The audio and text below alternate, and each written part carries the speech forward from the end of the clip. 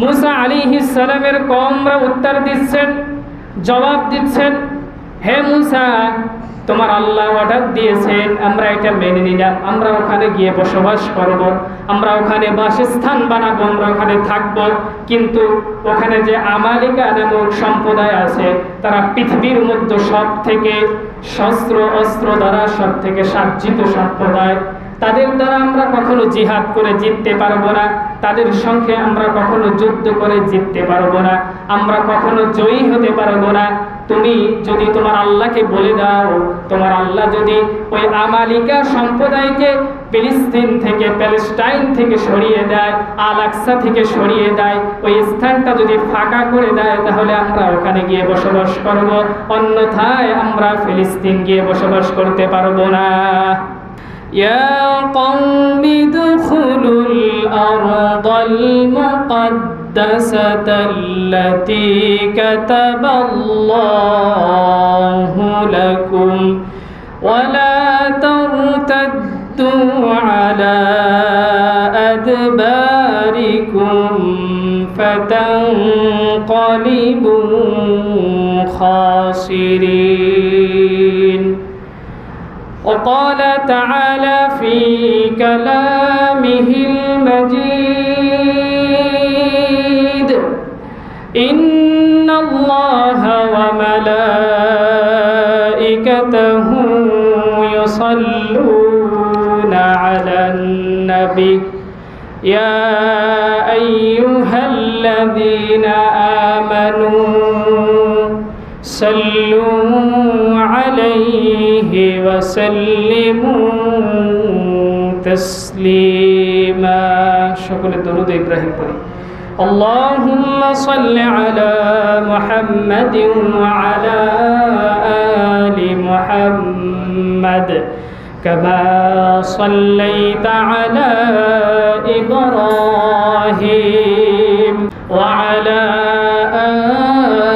آل إبراهيم إنك حميد مجيد.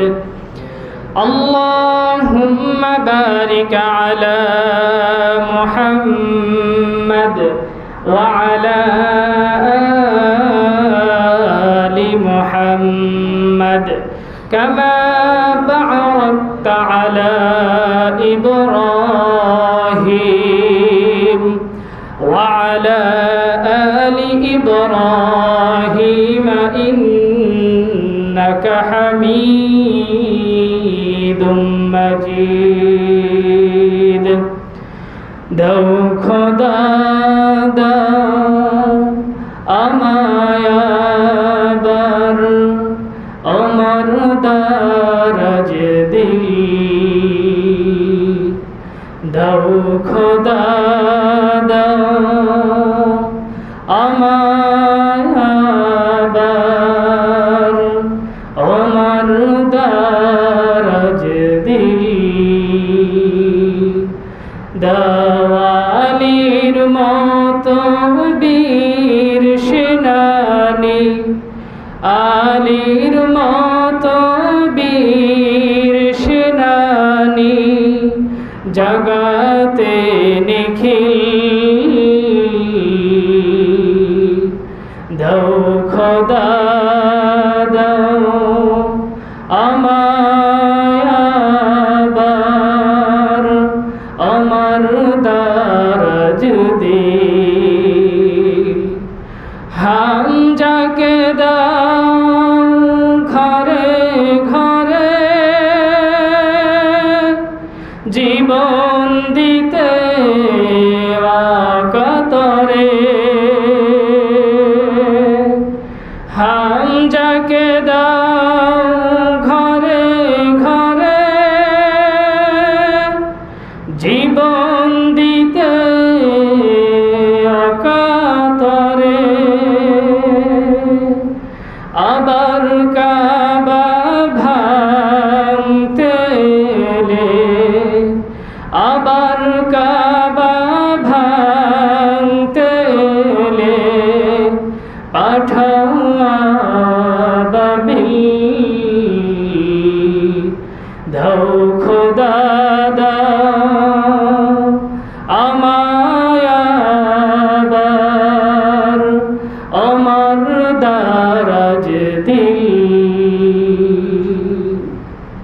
سبحانك لا علم لنا إلا ما علمتنا إنك أنت العليم الحكيم رب اشرح لي صدري ويسر لي أمري واحلل عقدة من لساني يفقه قولي আলহামদুলিল্লাহ শুকরিয়া আদায় করে নিচ্ছি সেই মহান মনিবের দরবারে যিনি আমাদেরকে দীর্ঘ একটা সপ্তাহ পরে জুমার দিনে মসজিদে কোরআন হাদিস থেকে কথা শোনার উদ্দেশ্যে আগে মসজিদে আসার বসার জুমার ফরজ সালাত আদায়ের উদ্দেশ্যে আসার বসার তৌফিক দান করলেন সেই মহান মনিবের দরবারে দিল থেকে জবান ছেড়ে কালিমাতুশ শুকরিয়া আদায় করে নিচ্ছি আলহামদুলিল্লাহ। তাম বিশ্বে আজকে যে মুসলমানদের যে অবস্থা, যে পরিস্থিতি, এবং পরিস্থিতিতে ওমরের মতো সৈনিক প্রয়োজন আছে কি আছে না? আছে না? হামজার মতো মুজাহিদ প্রয়োজন আছে না? যারা জীবন দিতে এক মিনিটও দ্বিধাবোধ করবে না। তরবারির সামনে যদি পড়ে যায়, যদি ঈমান আর কুফরের প্রশ্নে আসে, ওই জায়গায় ঈমানকে বিক্রি করবে না, এমন সৈনিক আমাদের এখনো প্রয়োজন, তাই না? এজন্য আল্লাহ রাব্বুল আলামিন প্রত্যেক ঘরে ঘরে হামজার মতো সৈনিক দান করুন, বলেন আমিন। আল্লাহ রাব্বুল আলামিন প্রত্যেক ঘরে ঘরে ওমরের মতো সৈনিক দান করুন, সকলে বলেন আমিন। তাম বিশ্বে আজকে মুসলমানরা মার খাচ্ছে। ফিলিস্তিন, প্যালেস্টাইন, বাইতুল মুকাদ্দাস, কি করুন অবস্থা চলতেছে মুসলমানদের আজকে, যেটা নিয়ে তাম বিশ্বের মুসলমানরা আজকে হৃদয় বিদারক অবস্থায় আছে সবাই। কারণ মুসলমানদের একটা অঙ্গে আঘাত লাগলে শুধু ওই স্থানের মানুষই কষ্ট পায় না, তাম বিশ্বের মানুষই কষ্ট পায়। মুসলমান হলো এটা, মুসলমান হলো ঐক্য, যেটা আল্লাহর রাসূল আমাদেরকে শিখিয়ে গিয়েছে। যে একজনের গায়ে আঘাত লেগেছে অন্যজন বসে থাকবে এটা নয়। একজন মুসলমানের গায়ে আঘাত লেগেছে, পৃথিবীর অন্য প্রান্ত থেকে সবাই ছুটে আসবে এটার জবাব দেওয়ার জন্য, এটাই মুসলমান। এজন্য আল্লাহ রাব্বুল আলামিন আমাদের ফিলিস্তিনি ভাইদেরকে উত্তম জাযা দান করুক। আল্লাহ রাব্বুল আলামিন তাদের যেন ওই কাফেরদের হাত থেকে রক্ষা করে, সকলে বলুন আমিন। এই ফিলিস্তিন, এই এই আল আকসা, এটা নিয়ে অসংখ্য ঘটনা এই জমিনের মধ্যে ঘটেছে। এই ফিলিস্তিন, এই আল আকসা অসংখ্যবার আল্লাহ রাব্বুল আলামিন মুজাহিদদের দ্বারা, নবীদের দ্বারা কাফেরদের হাত থেকে উদ্ধার করেছে। এখনো সেরকম পরিস্থিতি চলতেছে। আল্লাহ রাব্বুল আলামিন ডেকে ডেকে বলতেছে, মুসলমানেরা তোমরা এগিয়ে যাও, তোমাদেরকে আমি পূর্বের মতো এখনো সাহায্য করার জন্য তৈরি আছি।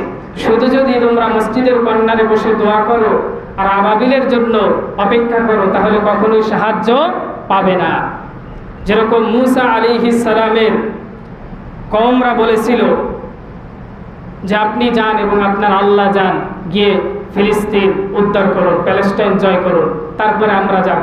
আল্লাহ রাব্বুল আলামিন তাদেরকে 40টি বছর জেলের মধ্যে আবদ্ধ করেছিলেন। দুনিয়ার সাধারণ এরকম জেলখানা সিস্টেম না। আল্লাহ রাব্বুল আলামিন তাদেরকে একটি জায়গায়, একটি স্থানে 40 বছর আবদ্ধ করে রেখেছিলেন।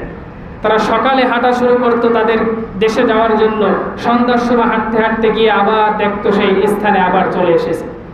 তারা 40 বছর এইভাবে একটা স্থানে আবদ্ধ হয়ে রয়েছে। একটি কারণ, তারা আল্লাহ রাব্বুল আলামিনের হুকুম, জিহাদের আইন তারা মেনে নেয়নি। এজন্য আমাদেরকে ব্যথিত হতে হবে। এটার জন্য যা কিছু আমরা করতে পারি সব কিছু করতে হবে, উজাড় করে দিয়ে করতে হবে। কোনো ধরনের কৃপণতা করা যাবে না। আমাদের যতটুকু সামর্থ্য আছে এতটুকু দিয়ে আমরা করতে হবে। কোরআন থেকে আমরা ফিলিস্তিন, প্যালেস্টাইন সম্পর্কে, আল আকসা সম্পর্কে কিছু কথা না শুনলেই নয়, যেহেতু প্রেক্ষাপট এমনই অবস্থা এখন। আল্লাহ রাব্বুল আলামিন সূরা মাঈদার 21 নম্বর আয়াত থেকে সুন্দর একটি ঘটনা বর্ণনা করে দিয়েছেন মূসা আলাইহিস সালামের জামানার। এখান থেকে আমরা অল্প কিছু কথা শোনার চেষ্টা করব এবং এ নিয়ে আমরা কিছু পয়েন্ট আকারে কথা বলার চেষ্টা করব। আল্লাহ রাব্বুল আলামিন মূসা আলাইহিস সালামকে বলেছিলেন যে তুমি যাও তোমার জাতিদেরকে নিয়ে, তোমার কওমদেরকে নিয়ে প্যালেস্টাইন, ওই আল-আকসা উদ্ধার করো, ওখানে তোমরা বসবাস করো। মুসা আলাইহিস সালাম তার কওমদেরকে এই কথা জানিয়েছিলেন। আল্লাহ রাব্বুল আলামিন সেই কথা কোরআনের মধ্যে উঠিয়ে দিয়েছে। আল্লাহ রাব্বুল আলামিন সূরা মাঈদার 21 নম্বর আয়াতে বলতেছেন, ইয়া কওমি দুখুলুল আরদাল মুকদ্দাসাতাল্লাতী কাতাবাল্লাহু লাকুম ওয়া লা তারতাদ্দু আলা আদবারিকুম ফাতানকালিবু খাসিরিন। মুসা আলাইহিস সালাম তার কওমদেরকে বলতেছেন, হে আমার কওম শোনো, হে আমার জাতি শোনো, তোমাদেরকে আল্লাহ রাব্বুল আলামিন হুকুম করেছে তোমরা আল-আকসার পাশের ওই জমিতে গিয়ে বসবাস করো, ওটাকে তোমরা উদ্ধার করো কাফেরদের হাত থেকে। মুসা আলাইহিস সালাম যখন তার কওমদের মাঝে এই কথা বর্ণনা করলেন, তার কওম আবার পাল্টা জবাব দিলেন, ক্বালু ইয়া মুসা ইন্না ফিহা কওমান জাব্বারিন ওয়া ইন্না লান নাদখুলাহা হাত্তা ইয়াখরুজু মিনহা ফাইন ইয়াখরুজু মিনহা ফাইন্না দাখিলুন। মুসা আলাইহিস সালামের কওমরা উত্তর দিচ্ছেন, জবাব দিচ্ছেন, হে মুসা, তোমার আল্লাহ অর্ডার দিয়েছেন, আমরা এটা মেনে নিলাম, আমরা ওখানে গিয়ে বসবাস করব, আমরা ওখানে বাসস্থান বানাবো, আমরা ওখানে থাকব। কিন্তু ওখানে যে আমালিকা নামক সম্প্রদায় আছে, তারা পৃথিবীর মধ্যে সব থেকে শস্ত্র অস্ত্র দ্বারা সব থেকে সজ্জিত সম্প্রদায়। তাদের দ্বারা আমরা কখনো জিহাদ করে জিততে পারবো না, তাদের সঙ্গে আমরা কখনো যুদ্ধ করে জিততে পারবো না, আমরা কখনো জয়ী হতে পারবো না। তুমি যদি তোমার আল্লাহকে বলে দাও, তোমার আল্লাহ যদি ওই আমালিকা সম্প্রদায়কে ফিলিস্তিন থেকে, প্যালেস্টাইন থেকে সরিয়ে দেয়, আল-আকসা থেকে সরিয়ে দেয়, ওই স্থানটা যদি ফাঁকা করে দেয়, তাহলে আমরা ওখানে গিয়ে বসবাস করব, অন্যথায় আমরা ফিলিস্তিন গিয়ে বসবাস করতে পারবো না। কে বলতেছে? মুসা আলাইহিস সালামের কওমরা বলতেছে। আল্লাহ রাব্বুল আলামিন বলতেছে যে তোমরা ওখানে গিয়ে বসবাস করো, তাদের সঙ্গে যুদ্ধ করো, ওটাকে উদ্ধার করো। আর তারা আবার পাল্টা জবাব বলতেছে যে তাদের সঙ্গে যুদ্ধ করে আমরা পারবো না, কারণ তাদের অনেক ক্ষেপণাস্ত্র আছে, অনেক অস্ত্র আছে, অনেক বোমা বারুদ আছে, যাদের সঙ্গে যুদ্ধ করে আমরা জয়ী হতে কখনোই পারবো না।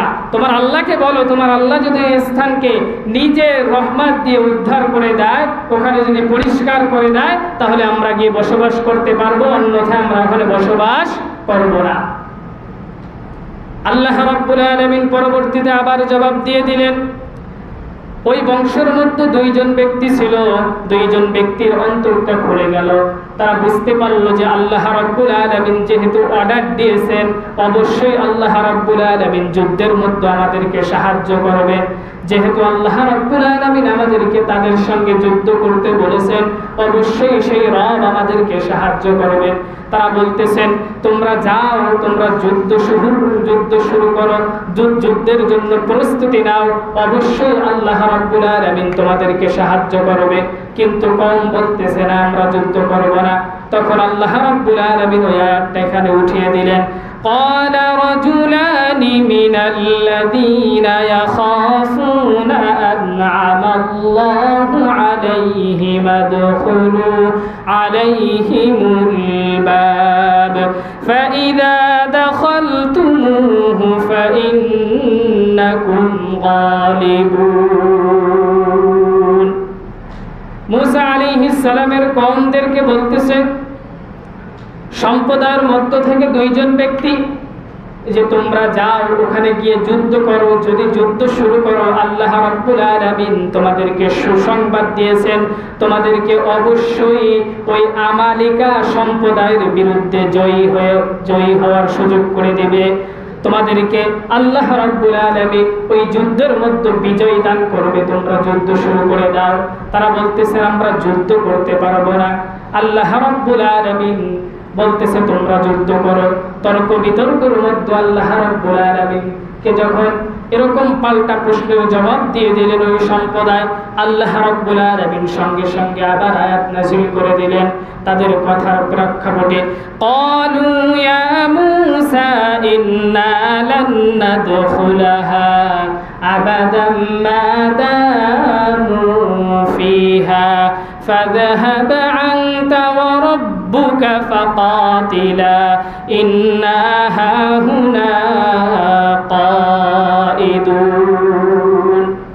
আল্লাহ রাব্বুল আলামিন বলতেছে, তোমরা কি ওখানে যুদ্ধ করো, প্যালেস্টাইন উদ্ধার করো, ফিলিস্তিন উদ্ধার করো এবং ওখানে বসবাস করো।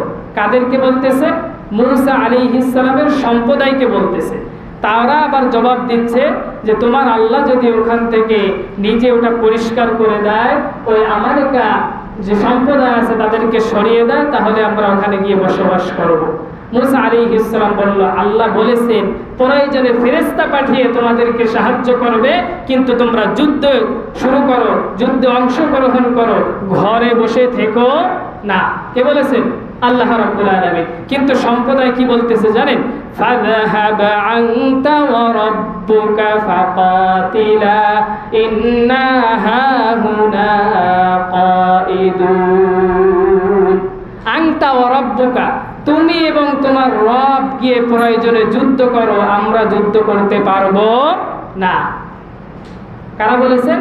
মূসা আলাইহিস সালামের সম্প্রদায় বলতেছে প্রয়োজনে তুমি এবং তোমার রব গিয়ে যুদ্ধ করো, কিন্তু আমরা যুদ্ধ করতে পারবো না, কারণ আমারিকা যে গোষ্ঠী আছে তাদের সঙ্গে পৃথিবীর কোনো শক্তি যুদ্ধ করে পারে না, কারণ তাদের সব থেকেই সময় অস্ত্র বেশি, তাদের ক্ষেপণাস্ত্র বেশি, তাদের শক্তি বেশি, সব কিছুর দিক থেকে তারা এগিয়ে আছে। যেরকম আমাদের বিশ্বের মধ্যে এখন আমেরিকা তাম বিশ্বে রাজত্ব করতেছে না, যে আমেরিকা ইহুদিদেরকে সাহায্য করে আজকে প্যালেস্টাইন গাজাবাসীদের উপর হামলা করতেছে না, কিন্তু তাম বিশ্বে 200 কোটি মুসলমান শুধু বিবৃতি দিয়ে এবং কিছু ফেসবুক পোস্ট দিয়ে আল্লাহ রাব্বুল আলামিনের কাছে আবাবিলের দোয়া করে বসে আছে, কিন্তু কেউ সাহায্যের জন্য ওই মূসা আলাইহিস সালামের সম্প্রদায়ের মতো এগিয়ে আসতেছে না। আল্লাহ রাব্বুল আলামিন সঙ্গে সঙ্গে বলে দিলেন, ও মূসা, তোমার সম্প্রদায় যেহেতু আমাকে এবং তোমাকে যুদ্ধ করতে বলল, তারা যখন আমাকে ভায়োলেট করলো, আমাকে এড়িয়ে চললো, আমিও তাদের জন্য শাস্তি বরাদ্দ করে দিলাম। 40 বছর পর্যন্ত তারা এই স্থান থেকে আর নড়তে পারবে না। এই ঘটনা আল্লাহ রাব্বুল আলামিন কোরআনুল কারীমের মধ্যে কেন উঠিয়ে দিলেন? আল্লাহ রাব্বুল আলামিন জানে এই প্যালেস্টাইন, এই ফিলিস্তিন আবার কাফেররা এখানে আসবে, তারা আবার যুদ্ধ শুরু করবে। তখন মুসলমান সম্প্রদায় কিছু লোক থাকবে, কিছু রাষ্ট্র থাকবে, তারাও এই সম্প্রদায়ের মতো শুধু বিবৃতি দিয়ে ক্ষান্ত হবে, তারাও যুদ্ধে যাইতে চাইবে না। তাম বিশ্বে এখন এটাই চলতেছে না? আজকে আরব বিশ্বের নাকের ডগার উপর বসে বসে ওরা মুসলমানদেরকে পাখির মতো গুলি করে মারতেছে, পাখির মতো ওরা বোমা বেড়ে উড়িয়ে দিচ্ছে, বাবার সামনে সন্তানকে মেরে ফেলতেছে, স্ত্রীর সামনে স্বামীকে মেরে ফেলতেছে, স্বামীর সামনে স্ত্রীকে মেরে ফেলতেছে। রোজা অবস্থায় সেহরির সময় তাদেরকে হামলা করলো কিভাবে মারাত্মকভাবে। দৃশ্যগুলো দেখলে মুসলমানদের থরথর করে অন্তরগুলো কাঁপতে থাকে, শিরাগুলো দাঁড়িয়ে যায়, পশমগুলো দাঁড়িয়ে যায়। কিন্তু আরব বিশ্বের নেতারা কিন্তু তাম বিশ্বে 200 কোটি মুসলমান আছে, তাদের যে মুসলিম নেতারা আছে, যে রাষ্ট্রনায়করা আছে, তারা শুধু বিবৃতি দিয়ে ক্ষান্ত হচ্ছে, কিন্তু কেউ এগিয়ে কিন্তু আসতেছে না। অর্থাৎ ওই সময়ের মতো তারাও এখন বলতে চাচ্ছে, যদি আল্লাহ রাব্বুল আলামিন আবাবিল পাঠিয়ে সাহায্য করে, তাদেরকে বিজয় দান করে, তাহলে আমরা দেখতে যাব, কিন্তু আমরা ওখানে গিয়ে নিজেরা যুদ্ধ করব না। এজন্য আমাদেরকে এগিয়ে আসতে হবে, তাদের দিকে আমাদেরকে সাহায্যের হাত বাড়িয়ে দিতে হবে। যে পন্থায় আছে, যে সিস্টেমে আছে, তাদেরকে তাদের অর্থগুলো কোন পয়েন্ট থেকে আসে এটা আমাদেরকে ফলো করতে হবে। তাদের ইনকাম, যে ইনকাম দিয়ে তারা অস্ত্র বানায়, ইহুদিরা যেটা দিয়ে তাদের যুদ্ধ পরিচালিত করে, তাম বিশ্বে ওদের পণ্য বিক্রি হয়, এটা আপনারা জানেন। এই ইহুদি সম্প্রদায় যারা আছে ইসরায়েল, এদের পণ্য তাম বিশ্বে বিক্রি হয়, ওদের পণ্যগুলোই বেশি চলে। আপনি বাজারে দোকানে যান, প্রত্যেকটা পণ্য ওদের, অধিকাংশ পণ্যই ওদের। বাংলাদেশ ইসলামিক ফাউন্ডেশন এবং আলেমদের একটা বোর্ড বসে তাদের লিস্ট বের করেছে, দেখলাম ও অসংখ্য পণ্যই সব ওদের, আমরা যেগুলো ব্যবহার করি সচরাচর সব ওদের পণ্য। এর বিপরীতেও কিছু পণ্য আছে। বিষয়টা হচ্ছে কি, তাদের পণ্যগুলো যখন ছেড়ে দেয় মার্কেটে, তারা সব থেকে বিশ্বের মধ্যে যে স্টাররা আছে, নায়ক নায়িকারা আছে, বড় বড় যারা সমাজের মধ্যে মিডিয়ায় যারা পরিচিত, তাদের মাধ্যমে তাদের এই বিজ্ঞাপনগুলো দিয়ে এটা সমাজের মধ্যে পরিচালিত করে দেয় এবং মানুষ ওই জিনিসটাই বেশি করে কেনে এবং অন্য যে পণ্যগুলো আছে ওগুলোর দিকে আর যায় না। আর এই কারণে তারা এই ব্যবসা করে আমাদের টাকা দিয়ে আমাদেরকে আজকে মারতেছে। এজন্য আমাদেরকে ওখানে গিয়েই যে যুদ্ধ করতে হবে। যদি এরকম রাষ্ট্রতে হুকুম আসে তাহলে আমরা প্রস্তুত, ইনশাআল্লাহ। ইনশাআল্লাহ প্রস্তুত আছি না? ইনশাআল্লাহ। কিন্তু যদি পরিস্থিতি অন্যদিকে যায়, আমরা যেভাবেও আমাদের সবটুকু উজাড় করে আমরা তাদের পাশে দাঁড়ানোর চেষ্টা করব। প্রয়োজনে তাদের সব পণ্য আমরা বয়কট করে দেব। রাজি আছি না? ইনশাআল্লাহ। প্রয়োজনে আমরা ইহুদিদের সব পণ্য বয়কট করে অন্য যে পণ্যগুলো আছে, প্রত্যেকটা পণ্যের পাশাপাশি একটা পণ্য আছে, যদি আপনি একটু খোঁজেন, একটু আপনার মাইন্ড সেট আপ যদি আপনি কাজে লাগিয়ে পণ্যগুলো ক্রয় করেন তাহলেই হয়ে যাবে। আপনি যখন একটি পেস্ট কিনতে যাবেন, দাঁত মাজার জন্য একটা পেপসোডেন্ট কিনতে যাবেন, আপনি ওখানে খেয়াল করবেন যে পণ্যটা কাদের। আপনি যখন একটা সাবান কিনতে যাবেন, আপনি যখন একটা পোশাক কিনতে যাবেন, একটি ঘড়ি কিনতে যাবেন, আপনার দৈনিক চলার জন্য জমিনের মধ্যে আসবাবপত্রের প্রয়োজন আছে না? অধিকাংশ আসবাবপত্রই ওদের থেকে আসা। কিন্তু আমরা যদি এর বিপরীতে অন্য কিছু খুঁজি তাহলে পাওয়া যাবে, কিন্তু আমরা খুঁজি না, আমরা সামনে পাই আর ক্রয় করে নিয়ে আসি। এটার দ্বারা ওরাই লাভবান হয়, আবার ওরাই এটা দিয়ে অস্ত্র বানায় আমাদেরকে হামলা করে। এজন্য আমরা একটু খেয়াল করে কিনতে পারবো না সবাই? যখনই পণ্য কিনতে যাব দেখবো আগে পণ্যটা পরবো যে এটা কি ওদের পণ্য কিনা। যদি ওদের পণ্য হয় সাথে সাথে বয়কট করবো। আর যখন জনগণ কোনো পণ্য বয়কট করে তখন দোকানদার ওই পণ্য কখনো তার গুদামে অ্যাডজাস্ট করবে না, তখন সেও ওই ভিন্ন পণ্যটাই দোকানের মধ্যে আনার চেষ্টা করবে। এজন্য আমাদেরকে এভাবে যেভাবে হোক তাদেরকে সাহায্য করতে হবে এবং ওই ইহুদি বর্বর জাতিদেরকে বয়কট করতে হবে। পারবো না? ইনশাআল্লাহ। এই ফিলিস্তিন নিয়ে, এদেরকে নিয়ে আমাদের এত তাৎপর কেন, এত মাথা ব্যথা কেন? এই আল-আকসা নিয়ে আমাদের এত মাথা ব্যথা কেন? এর একটা কারণ আছে না? অসংখ্য কারণ আছে। তার মধ্যে মাত্র 12টি পয়েন্ট আপনাদের সামনে আমি পেশ করার চেষ্টা করবো ছোট্ট ছোট্ট। কেন এই প্যালেস্টাইন, এই আল-আকসা নিয়ে মুসলমানদের এত মাথা ব্যথা? এটা নিয়ে তাম বিশ্বের মুসলমানরা, আলেম সমাজরা এত কথা বলে, কারণ কি? কারণ আছে না? অবশ্যই কারণ আছে। 1 নম্বর পয়েন্ট, 1 নম্বর কারণ হলো ফিলিস্তিন অবস্থিত বাইতুল মুকাদ্দাস যেটা আছে পৃথিবীতে নির্মিত, এটা হলো দ্বিতীয় মসজিদ। এই জমিনের মধ্যে, পৃথিবীর মধ্যে দ্বিতীয় নির্মিত মসজিদ হলো বাইতুল আকসা, যেটা প্যালেস্টাইনে অবস্থিত আছে। তাহলে বাইতুল আকসা যদি দ্বিতীয় মসজিদ হয় তাহলে প্রথম মসজিদ কোনটা? বাইতুল্লাহ, অর্থাৎ আল্লাহর ঘর যেটা আছে, এইটা হলো প্রথম নির্মিত। এটা আল্লাহ রাব্বুল আলামিন সর্বপ্রথম নির্মিত করেছিলেন তার ফেরেশতাদের মাধ্যমে। আল্লাহ রাব্বুল আলামিন কোরআনুল কারীমে সুন্দর করে বলে দিয়েছেন, ইন্না আউওয়ালা বাইতিন উদিয়া লিন-নাসি লাল্লাযী বিবাক্কাতা মুবারাকাও ওয়া হুদাল লিল আলামিন। নিশ্চয়ই মানব জাতির জন্য সর্বপ্রথম যে গৃহ প্রতিষ্ঠিত হয়েছিল তা হলো বাক্কায় অবস্থিত, অর্থাৎ মক্কায় অবস্থিত। মক্কার আরেকটি নাম হলো বাক্কা। মক্কায় যারা হজ করতে গেছে, উমরা করতে গেছে, তারা দেখেছে অধিকাংশ হোটেলে, রেস্টুরেন্টসে বাক্কা শব্দ লেখা থাকে, কারণ ওঠার আরেকটা নাম হলো বাক্কা। ওই জায়গায় আল্লাহ রাব্বুল আলামিন সর্বপ্রথম পৃথিবীর মধ্যে একটি ঘর নির্মাণ করেছিল, সেটার নাম হলো বাইতুল্লাহ, যেটাকে কেন্দ্র করে এখন চারপাশে মসজিদ নির্মিত হয়েছে। আল্লাহ রাব্বুল আলামিন জমিনের মধ্যে যে ঘরটি তৈরি করেছে, এই ঘরটা কি দুনিয়ার কোনো মানুষের ঘর? আল্লাহ রাব্বুল আলামিন সর্বপ্রথম আল্লাহর ঘর জমিনের মধ্যে তৈরি করেছে, যেটা হলো বাইতুল্লাহ। 1 নম্বর, আল্লাহ রাব্বুল আলামিন এটা তৈরি করেছে ফেরেশতাদের মাধ্যমে। দ্বিতীয়তে আল্লাহ রাব্বুল আলামিন এটা আবার পুনরুদ্ধার করেছিলেন, সংস্কার করেছিলেন হযরতে ইব্রাহিম আলাইহিস সালামের মাধ্যমে। কার মাধ্যমে? ইব্রাহিম আলাইহিস সালামের মাধ্যমে এবং ইসমাঈল আলাইহিস সালামের মাধ্যমে। বাবা এবং পুত্রের মাধ্যমে এই ঘরকে আল্লাহ রাব্বুল আলামিন আবার নির্মাণ করেছিলেন। ইব্রাহিম আলাইহিস সালামকে ইব্রাহিম আলাইহিস সালাম হলো আমাদের কি জাতির পিতা।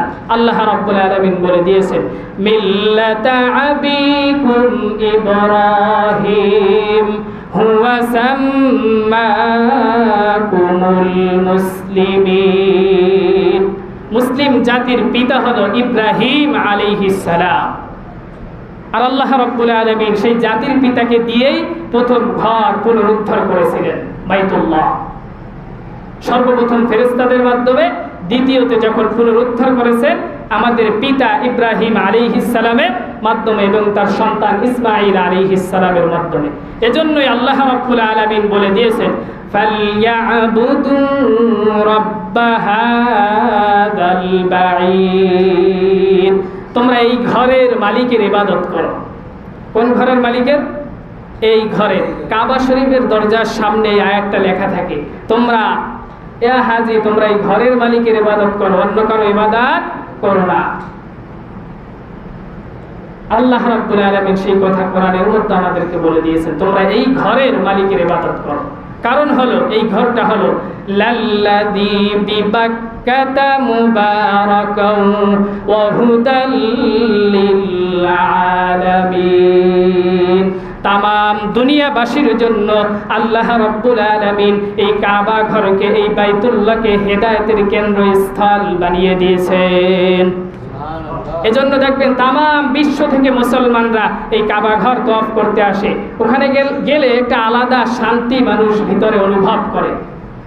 যারা যায়নি তারা এটা অনুভব করতে পারবে না, যারা গিয়েছে তারাই বুঝতে পারবে। আল্লাহ রাব্বুল আলামিন বলে দিয়েছেন তামাম বিশ্বের মানুষের জন্য এটা একটা রহমত স্বরূপ বানিয়ে রেখেছি, আমি হেদায়েতের কেন্দ্রস্থল বানিয়ে রেখেছি। এজন্য তোমরা এই ঘরের মালিকেরই কি করো? ইবাদত করো।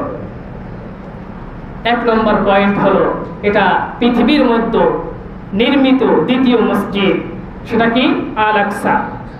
আর প্রথম ঘর হলো কি বাইতুল্লাহ অর্থাৎ কাবা ঘর যেটা আছে। দুই নম্বর আল্লাহ রাব্বুল আলামিন কোরআনুল কারীমে দুইটা মসজিদের নাম উল্লেখ করেছেন। কোরআনুল কারীমে আল্লাহ রাব্বুল আলামিন মাত্র দুইটা মসজিদের নাম উল্লেখ করেছেন। তার এক নম্বর আল্লাহ রাব্বুল আলামিন উল্লেখ করেছেন বাইতুল্লাহ, দুই নম্বর হলো আল আকসা। আল্লাহ রাব্বুল আলামিন কোরআনুল কারীমে সূরাতুল বানী ইসরাঈলের প্রথম আয়াতে উল্লেখ করে দিয়েছেন এবং একই আয়াতে দুই ঘরের নাম আল্লাহ রাব্বুল আলামিন বলে দিয়েছেন।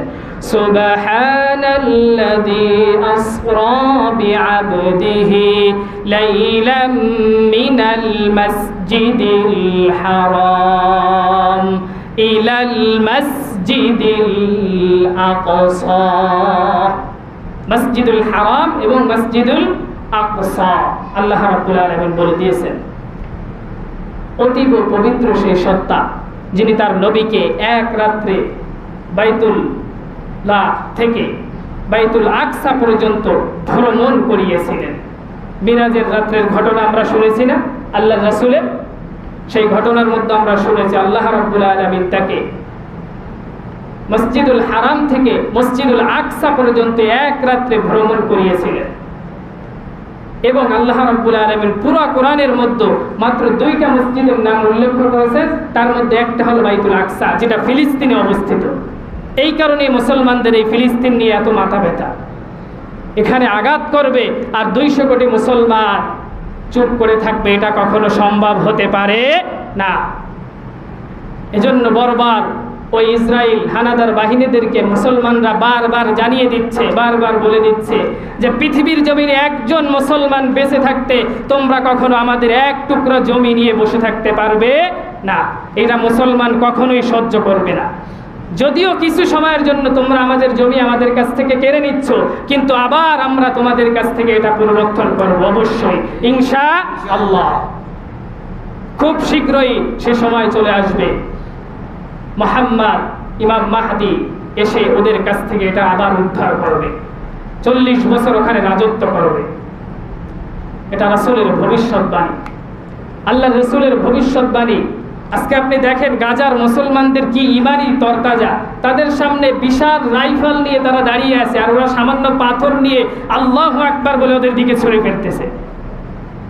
কি ইমানের একটা পাওয়ার ওদের মধ্যে আছে। ছোট বাচ্চা ও কি বোঝে যুদ্ধ সম্পর্কে? সামান্য পাথর নিয়ে আল্লাহু আকবার বলে ওদের দিকে ছুঁড়ে ফেলতেছে। এজন্য আল্লাহ রাব্বুল আলামিন আজও পর্যন্ত তাদের দ্বারা ওখানে টিকিয়ে থাকা সম্ভব হয়েছে, কারণ আল্লাহ রাব্বুল আলামিনের রাসূল ভবিষ্যৎবাণী করে গিয়েছেন যে এই প্যালেস্টাইন আল-আকসার পাশে একদল মুজাহিদ বের হবে, যারা কাফের বর্বর ইহুদিদের সাথে যুদ্ধ করতে করতে শেষ পর্যন্ত তারা ওখানে টিকে থাকবে। এজন্য চুপ করে থাকা যাবে না। এই কারণেই আমরা আল-আকসা নিয়ে এত তাৎপর, এই প্যালেস্টাইন নিয়ে আমরা এত উদ্বিগ্ন, আমরা এটা নিয়ে এত কথা বলি একটি কারণ, যে দেশে আমরা বসবাস করি না কেন, আমাদের দেহটা হয়তো এই বাংলার জমিনে পড়ে রয়েছে, কিন্তু আমাদের হৃদয়টা সবসময় তাদের জন্য ব্যথিত হয় না? যদি সে সামান্যটুকু ঈমান থাকে কোনো মুসলমানের মধ্যে, সে ব্যথিত অবশ্যই হতে বাধ্য। 3 নম্বর কারণ, এটা ছিল আমাদের প্রথম কিবলা। কোন কিবলা ছিল? বাইতুল আকসা। এটা ছিল মুসলমানদের কি কিবলা? প্রথম কিবলা। আল্লাহর রাসূল সাল্লাল্লাহু আলাইহি ওয়াসাল্লাম এখানে 10টি বছর নামাজ আদায় করেছেন কিবলা বানিয়ে। 1-2টি বছর নয়, 1-2 দিন নয়, 1 মাস 2 মাস নয়, 10 বছর আল্লাহর রাসূল ওখানে কিবলা বানিয়ে সালাত আদায় করেছেন।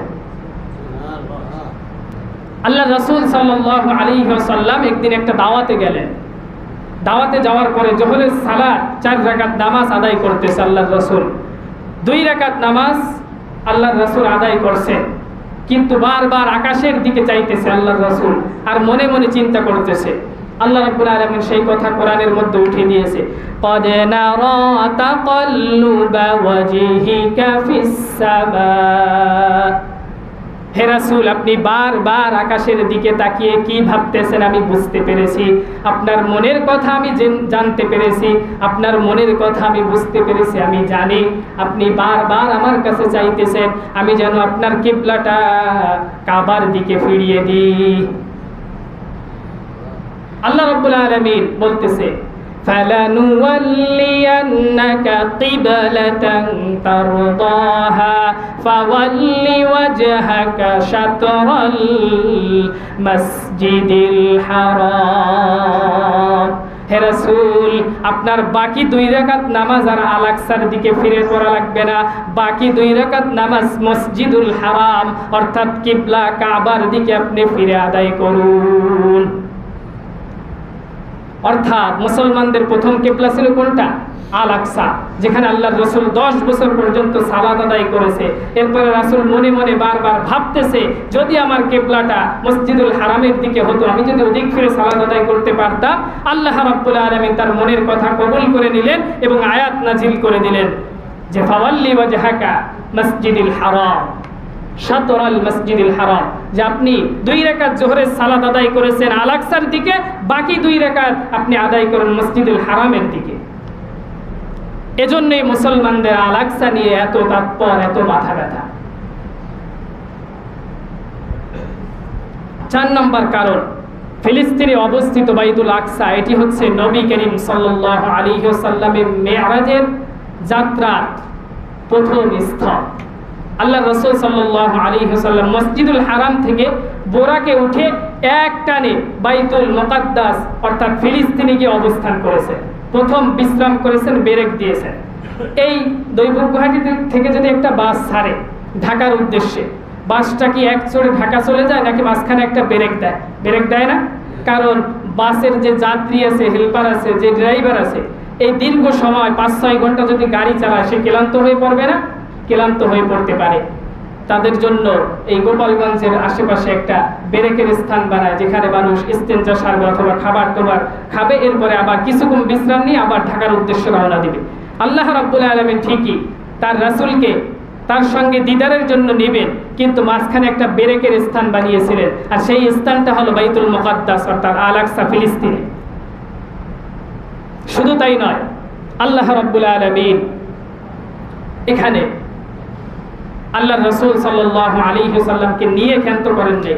5 নম্বর বিষয়, আল্লাহ রাব্বুল আলামিন তার নবীকে দিয়ে সকল উম্মতকে এনে ওই বাইতুল মুকাদ্দাস আল-আকসার মধ্যে তাকে ইমামতি করিয়েছেন। আল্লাহর রাসূল সাল্লাল্লাহু আলাইহি ওয়াসাল্লাম যখন মসজিদের মধ্যে প্রবেশ করলেন, তিনি জিবরিল আলাইহিস সালামের কাছে জিজ্ঞাসা করতেছেন, এখানে তো মুসা আলাইহিস সালাম আছে, আদম আলাইহিস সালাম আছে, ইব্রাহিম আলাইহিস সালাম আছে, আমার আদি পিতা, আমার জাতির পিতা, সবাই এখানে উপস্থিত, সবাই তো আমার বড়, এখানে ইমামতিটা করবে কে? জিবরিল আলাইহিস সালাম বললেন, বয়সের দিক থেকে সবাই বড় হতে পারে, নবীর দিক থেকে সবাই আপনার আগে আসতে পারে জমিনের মধ্যে, কিন্তু এই মুহূর্তে মর্যাদার দিক থেকে আল্লাহ রাব্বুল আলামিন আপনাকে শ্রেষ্ঠ মানুষ হিসাবে বানিয়ে দিয়েছেন এবং তাদের ইমামতি করে আপনি নবিয়ুল আম্বিয়া, ইমামুল আম্বিয়া হিসাবে খেলাফত প্রতিষ্ঠা হবেন জমিনের মধ্যে। এজন্য আল্লাহ রাব্বুল আলামিন আপনাকে এখানে ইমামতির দায়িত্ব দিয়েছেন, আপনি ইমামতি করবেন। আল্লাহ রাব্বুল আলামিন তার রাসূলকে দিয়ে বাইতুল মুকাদ্দাসের মধ্যে 2 রাকাত সালাত আদায় করিয়েছেন এবং সকল নবীদের ইমামতি করিয়েছেন। অর্থাৎ এটার দ্বারা আমরা একটা শিক্ষা পাই, যেটা হলো যদি কোথাও নামাজের স্থান কেউ মুসলমানরা জামাতে দাঁড়ায়, সেখানে ওর মধ্য থেকে যত বড় মানুষ থাকুক না কেন, বয়সের দিক থেকে, সম্মানের দিক থেকে, পাওয়ারের দিক থেকে যতই থাকুক না কেন, কিন্তু ওই স্থানে যদি ছোট একটা বাচ্চা থাকে যে বালেগ হয়েছে, যার পিছনে নামাজ হবে, কিন্তু ও যদি যোগ্য হয় তাহলে ওকে দিয়ে নামাজ আদায় করতে হবে, আর সব বড় সাহেবরা তার পিছনে নামাজ আদায় করবে। এই আল্লাহর রাসূলের এই নামাজের দ্বারা আল্লাহ রাব্বুল আলামিন আমাদেরকে এই শিক্ষাটা দিয়ে দিয়েছেন। এজন্য আমাদেরকে এই সিস্টেমে জমিনের মধ্যে চলতে হবে। 6 নম্বর যে পয়েন্টটা বাইতুল মুকাদ্দাস নিয়ে আমাদের এত মাথা ব্যথার কারণ হলো, 3টি মসজিদ ইবাদতের উদ্দেশ্যে যাওয়া যাবে। পৃথিবীর মধ্যে 3টি মসজিদে ইবাদতের উদ্দেশ্যে যাওয়া যাবে।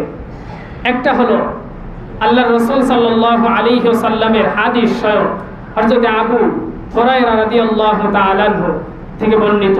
আল্লাহর রাসূল সাল্লাল্লাহু আলাইহি ওয়াসাল্লাম ইরশাদ করেছেন, 1 নম্বর হলো মসজিদুল হারাম, যেটার উদ্দেশ্যে ইবাদতের উদ্দেশ্যে ঘর থেকে আপনি বের হতে পারবেন। 2 নম্বর হলো মসজিদে নববী, যেটা মদিনায় অবস্থিত। 3 নম্বর হলো মসজিদুল আকসা, যেটা প্যালেস্টাইন, ফিলিস্তিনে অবস্থিত। এই 3টি মসজিদে আপনি ইবাদতের উদ্দেশ্যে শুধু ভ্রমণ করতে পারবেন, আর কোনো মসজিদে ইবাদতের উদ্দেশ্যে ভ্রমণ করতে পারবেন না, হাদিস রাসূলের।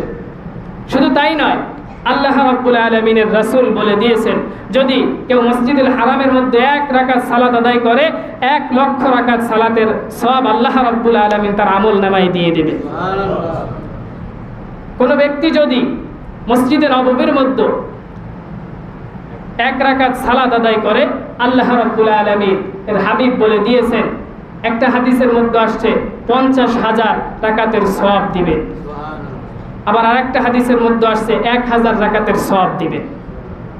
আর মসজিদুল আকসা 3 নম্বর আল্লাহর রাসূল বলেছেন, যেখানে যদি আপনি 1 রাকাত সালাত আদায় করেন, আল্লাহ রাব্বুল আলামিন একটা হাদিসে আসছে 500 রাকাত সালাতের সওয়াব দিবে, আর একটা হাদিসে আসছে 250 রাকাত সালাতের সওয়াব আপনার আমলনামায় আল্লাহ রাব্বুল আলামিন দিয়ে দেবে। পৃথিবীর মধ্যে আর কোনো মসজিদ নাই যেখানে 1 রাকাত সালাত আদায় করলে তার ডবল সওয়াব আল্লাহ রাব্বুল আলামিন দিবে, শুধু এই 3টি মসজিদ ব্যতীত। তাহলে এটা নিয়ে আমাদের মুসলমানদের মাথা ব্যথার প্রয়োজন আছে না? এটা যখন কাফের মুশরিকরা উদ্ধার করতে চায়, এটা নিয়ে যখন ওরা বাড়াবাড়ি করতে চায়, মুসলমানদের সম্পদ নিয়ে যখন ওরা টানা হেঁচড়া করতে চায়, ছিনিয়ে নিতে চায়, তখন মুসলমান আর ঘরে বসে থাকতে পারে না। প্রয়োজনে জিহাদ করতে হবে, কিন্তু ওদের হাতে আমাদের জমি ছেড়ে দেওয়া যাবে না। সেটাই হামাস বাহিনী করতেছে। তারা তাদের জীবনে সব দিয়ে দিচ্ছে, তাদের সন্তান চলে যাচ্ছে, তাদের আহাজারি তো আপনারা ইন্টারনেট জগতে মোটামুটি সবাই এখন থাকেন, দেখতে পান। সন্তানকে হাতের উপর জাগিয়ে এইভাবে বলতেছে যে আমার সন্তান চলে গেছে, কিছু হবে না, কিন্তু বাইতুল মুকাদ্দাস আল আকসা আমাদের হাত থেকে আমরা ছেড়ে দিব না। এজন্য মুসলমানদের এই আল আকসা নিয়ে, প্যালেস্টাইন নিয়ে এত মাথা ব্যথা। 7 নম্বর কারণ, অন্যান্য মসজিদ থেকে মর্যাদার দিক থেকে এই মসজিদ অনেকটা এগিয়ে আছে। অন্যান্য মসজিদে থেকে বাইতুল মুকাদ্দাস মর্যাদার দিক থেকে অনেক এগিয়ে। প্রথম হলো মসজিদুল হারাম, এরপর হলো মসজিদে নববী, এরপর হলো বাইতুল মুকাদ্দাস, অর্থাৎ প্যালেস্টাইন, ফিলিস্তিনে যেটা অবস্থিত। 8 নম্বর বিষয়, মক্কা মদিনার পর আমাদের কাছে পবিত্র স্থান, পবিত্র জায়গা একটি, সেটা হলো বাইতুল মুকাদ্দাস। তথ্যগুলো একটু খেয়াল রাখার চেষ্টা করবেন, এগুলো আমাদের ইতিহাস জানার প্রয়োজন আছে না? আপনারা তো শুধু দেখতেছেন যে তারাও তো আমাদের জাতি ভাই না? মুসলমান কি আলাদা আলাদা? আপনি মুসলমান, আমি মুসলমান, দুইজনে কি ভাই? আমরা বলি না মুসলমান পরস্পর ভাই ভাই, সেটা যে বিশ্বের সে যে রাষ্ট্রেই বসবাস করুক না কেন, যেখানেই সে বসবাস করুক না কেন, তার মা আলাদা হতে পারে, বাবা আলাদা হতে পারে জন্মগতভাবে, কিন্তু আমাদের ধর্ম এক, আমাদের রাসূল এক, আমাদের কোরআন এক, আমাদের ইসলাম এক, আমাদের সব কিছুই এক। এজন্য তারা যদি ব্যথিত হয়, তারা যদি মার খায়, এজন্য আমাদের ব্যথিত হওয়ার প্রয়োজন আছে না? অবশ্যই আছে। আমাদের যা যতটুকু সামর্থ্য আছে তা দিয়ে আমাদের দিকে সাহায্যের হাত বাড়িয়ে দিতে হবে। 9 নম্বর কারণ, ওখানে আশেপাশে অসংখ্য নবী রাসূল আল্লাহ রাব্বুল আলামিন পাঠিয়েছেন। বাইতুল মুকাদ্দাস, যেখানে আল্লাহ রাব্বুল আলামিন অসংখ্য নবী পাঠিয়েছেন। ইব্রাহিম আলাইহিস সালাম, ইসমাঈল আলাইহিস সালাম, ইয়াকুব আলাইহিস সালাম, তাদেরকে ওখানে পাঠিয়েছেন। মুসা আলাইহিস সালামের জন্ম ওখানে হয়নি, কিন্তু আল্লাহ রাব্বুল আলামিন তাকে হিজরত করে ওখানে পাঠিয়েছিলেন ওটা উদ্ধার করার জন্য। মুসা আলাইহিস সালামের জামানায় একবার উদ্ধার হলো, হযরত ওমর রাদিয়াল্লাহু তাআলা আনহু একবার ওটা উদ্ধার করেছিল। সালাউদ্দিন আইয়ুবী একজন সৈনিক, তিনি কোনো নবীও না, তিনি একজন সৈনিক, তিনি এই বাইতুল মুকাদ্দাস একবার উদ্ধার করেছিলেন। এরপরে এখন আবার এই ইহুদি বর্বর জাতিরা এটা আমাদের কাছ থেকে ছিনিয়ে নেওয়ার চেষ্টা করতেছে। 10 নম্বর কারণ হলো, নবুয়াত ও হেদায়েতের কেন্দ্রস্থল হলো এই বাইতুল মুকাদ্দাস। এখান থেকে আল্লাহ রাব্বুল আলামিন জমিনের মধ্যে অসংখ্য নবী এবং রাসূলদেরকে রিসালাত দিয়ে জমিনের মধ্যে প্রেরণ করেছেন। শুধু তাই নয়, কিয়ামতের আগ মুহূর্তে আল্লাহ রাব্বুল আলামিন তামাম বিশ্বকে ইমাম মাহদি অর্থাৎ মুহাম্মদ, ইমাম মাহদি হলো তার পদবী হবে, তার নাম হবে মুহাম্মদ, তার বাবার নাম হবে আব্দুল্লাহ, তার মার নাম হবে আমেনা, অর্থাৎ আমাদের রাসূলের পুরো এ টু জেড সিস্টেমে হবে, এবং রাসূলের বংশধর থেকে সে আসবে। আপনাদের বাংলাদেশ থেকেও আসবে না, এই অন্য অন্য দেশ থেকেও আসবে না, রাসূলের বংশধর থেকেই তিনি জন্মগ্রহণ করবে। সেই ইমাম মাহদি ওই প্যালেস্টাইন অর্থাৎ বাইতুল মুকাদ্দাস থেকে তার রাষ্ট্র পরিচালনা করবে 40 বছর। এবং আল্লাহ রাব্বুল আলামিনের হাবিব বলেছেন, ওখানেই কিয়ামতের ময়দানে সংগঠিত হবে, ওখানে মানুষদেরকে হাসরের মাঠ পরিচালিত করা হবে, বিচারের ব্যবস্থা করা হবে। অর্থাৎ মুসলমানদের অধিকাংশ ইতিহাস এবং অধিকাংশ মূল্যবান জিনিস সব কিছু এই প্যালেস্টাইন, ফিলিস্তিন, বাইতুল মুকাদ্দাসের সাথে জড়িত। এজন্য এটা নিয়ে আমাদের মাথা ব্যথার প্রয়োজন আছে না? অবশ্যই আছে। এই কারণে মানুষ এত মাথা ব্যথা, এত কথা বলে যে এটার দিকে আমাদেরকে আগাতে হবে। আমাদের গোটা বিশ্বে আজকে 200 কোটি মুসলমান, এত মুসলমান একসময় ছিল না। যখন আল্লাহ রাসূল সাল্লাল্লাহু আলাইহি ওয়াসাল্লাম যুদ্ধ করেছিলেন, তখন কি এত মুসলমান ছিল? উহুদের যুদ্ধে মাত্র কয়জন সাহাবী ছিল, কয়জন সৈনিক ছিল? 313 জন না? কয় হাজারের বিরুদ্ধে? 1000-এর বিরুদ্ধে 313 জনকে নিয়ে বিজয় দান করেছিলেন কে? আল্লাহ রাব্বুল আলামিন। মুসা আলাইহিস সালামের জামানা যে প্যালেস্টাইন উদ্ধার করেছিল, ওই সময় সব থেকে মুসলমানদের সৈনিক ছিল কম এবং তাদের অস্ত্রও ছিল কম, তাদের যত অস্ত্র যা কিছু প্রয়োজনে সব কিছুই কম ছিল। কিন্তু ওই আমালেকা যে গোষ্ঠী ছিল, তাদের সব থেকে অস্ত্র শাস্ত্রে তাদের ক্ষমতা, বল সব কিছু বেশি ছিল, যখন এখনকার জামানায় আমেরিকার আছে। ওদেরও ওই সময় সব কিছু ছিল, কিন্তু আল্লাহ রাব্বুল আলামিন তাদেরকে বিজয় দান করেছিল। কিসের মাধ্যমে? আল্লাহ রাব্বুল আলামিন ফেরেশতা পাঠিয়ে তাদেরকে বিজয় দান করেছিলেন।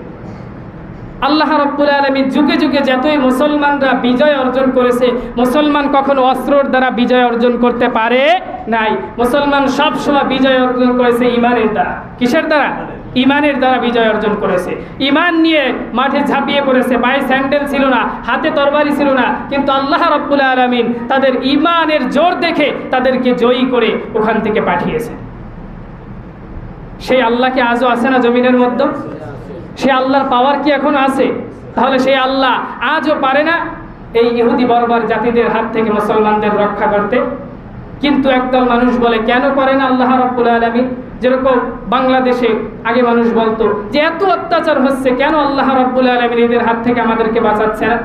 একটা সময় আছে আল্লাহ রাব্বুল আলামিন দেখে বান্দা কখন নামে, যখন বান্দা ঝাঁপিয়ে পড়বে আল্লাহ রাব্বুল আলামিন সাহায্য দিয়ে বিজয় দান করে দিবে। সুবহানাল্লাহ।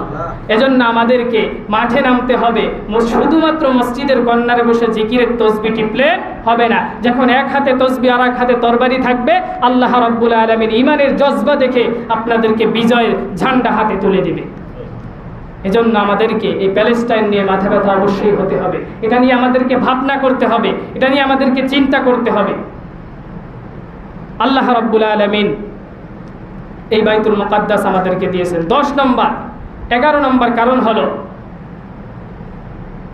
এই হলো সেই মসজিদ যেটার ভিত্তি স্থাপন করেছিলেন হযরতে আদম আলাইহিস সালাম। তিনি আমাদের কি আদি পিতা। কি পিতা? আদি পিতা। আমাদের পিতা কয়জন? 3 জন। আদি পিতা, একটা হলো জাতির পিতা, আরেকজন হলো জন্মদাতা পিতা। এই 3 জন বাবা ছাড়া আবার আপনাদের চতুর্থ কোনো বাবা আছে নাকি? পীর বাবা, মুর্শিদ বাবা থাকতে পারে কেউ কেউ, বাবা রাগ করেন না, কিন্তু এরকম বাবা বানানো যাবে না। বাবা হলো এই 3 জন। অন্য যেগুলো আছে এগুলো সব ছাতা হাবিজাবি, কোনো বাবা হতে পারে না মুসলমানদের অন্য কেউ। 12 নম্বর কারণ হলো, যেটার পূর্ণ নির্মাণ করেছিলেন সুলাইমান আলাইহিস সালাম। কে? সুলাইমান আলাইহিস সালাম এটার পূর্ণ নির্মাণ করেছিলেন। শুধুমাত্র মানুষ দিয়ে পূর্ণ নির্মাণ করেন নাই, সুলাইমান আলাইহিস সালাম জিন দিয়ে এই মসজিদের পূর্ণ নির্মাণ করেছিলেন। মানুষ এবং জিন দিয়ে, উভয় জাতি দিয়ে কাজ করিয়ে এটার পূর্ণ নির্মাণ করেছিলেন। আল্লাহ রাব্বুল আলামিন দেখেন প্রত্যেকটা ইতিহাস এই প্যালেস্টাইনের সঙ্গে জড়িত করে দিয়েছে মুসলমানদের, কিন্তু মুসলমান অধিকাংশ এটার ইতিহাস জানেই না বা জানার চেষ্টাও করে না। শুধু সামনে স্ক্রলিং করতে করতে আসে, ফেসবুকে দেখে যে মার খাচ্ছে, এই হচ্ছে, সামনে ঠেলা দিয়ে সরে দেয়। ওটা নিয়ে কোনো ব্যথিতও হয় না বা চিন্তাও করে না যে এটার জন্য আমার কি প্রয়োজন। এখন আমাদের বাংলার জমিন থেকে সুদূর, কত দূর থেকে এখানে বসে কি করার আছে? করার আছে কিছু অবশ্যই, সেটা হলো অস্ত্র নিয়ে ঝাঁপিয়ে পড়ার মতো শক্তি তো আমাদের এই মুহূর্তে নাই। সম্ভব না। তাম বিশ্ব থেকে যখন মুসলমান সৈনিকরা, মুসলমান রাষ্ট্রের নায়করা যখন এটার ঘোষণা দিবে, তখন যদি সম্ভব হয় অবশ্যই বাংলার জমিনের নেতারাও তাদের সৈনিক ওখানে পাঠাবে। কিন্তু এই মুহূর্তে আমাদের করণীয় হলো তাদের যত পণ্য আছে, তাদের যত আসবাবপত্র আছে, এগুলো সবকিছু বয়কট করে দিতে হবে। পারবো না সবাই? ইনশাআল্লাহ। ইহুদি বর্বর জাতিদেরকে আমরা কোনোভাবে সাহায্য করব না। আপনার ঘরে যদি ওদের কোনো পণ্য থাকে, এগুলো সব ফেলে দিবেন, নতুন পণ্য ক্রয় করার চেষ্টা করবেন। অথবা যদি কিনা থাকে তাহলে ওটি ব্যবহার করে সামনে আর কোনো পণ্য ব্যবহার করার চেষ্টা করবেন না। সামনে যেটাই কিনবেন সবসময় দেখে কিনবেন যেটা ওদের কোনো পণ্য কিনা। এইভাবে যদি আমরা ওদের পণ্যগুলো, ওদের সিস্টেমগুলো, ওদের ব্যবসাগুলো বয়কট করতে পারি, তাহলে ওদের অর্থনীতিতে সমস্যা হবে। আর কোনো জাতির যদি অর্থনীতিতে সমস্যা হয়, ওই জাতি আর বেশি দিন টিকে থাকতে পারে না। তাম বিশ্বে 200 কোটি মুসলমান, আপনি চিন্তা করেন 200 কোটি মুসলমান যদি ওদেরকে একবার দূরে সরিয়ে দেয়, ওদেরকে যদি পাশ থেকে সরিয়ে দেয়, তাহলে ওদের আর কোনো রেহাই আছে? এজন্য আমাদেরকে সোচ্চার হতে হবে। আরব বিশ্বে আজকে যদি ওদের জন্য তেল বন্ধ করে দেয়, ওদের অবস্থা কি হবে? তারাই ভালো জানেন কি ব্যবস্থা করতেছেন। আমাদের সামর্থ্য যতটুকু আছে আমরা চেষ্টা করব। পারবো না সবাই? ইনশাআল্লাহ। আল্লাহ রাব্বুল আলামিন আমাদেরকে এই বাইতুল আকসা, বাইতুল মুকাদ্দাস অর্থাৎ জমিনের মধ্যে দ্বিতীয় মসজিদ এবং আমাদের তৃতীয় ইবাদতের কেন্দ্র স্থল যেটা আছে, এটা নিয়ে চিন্তা ভাবনা করার তৌফিক দান করুক। এটার ইতিহাস সম্পর্কে আমাদেরকে জানার তৌফিক দান করুক এবং আমাদেরকে এটা নিয়ে ভাবনা করে তাদেরকে যতটুকু আমরা পারি এতটুকু সাহায্য করার আল্লাহ রাব্বুল আলামিন আমাদেরকে ঈমান দিয়ে তৌফিক দান করুন। সকলে বলুন আমিন। সুবহানাকাল্লাহুম্মা ওয়া বিহামদিকা আস্তাগফিরুকা ওয়া আতুবু ইলাইক।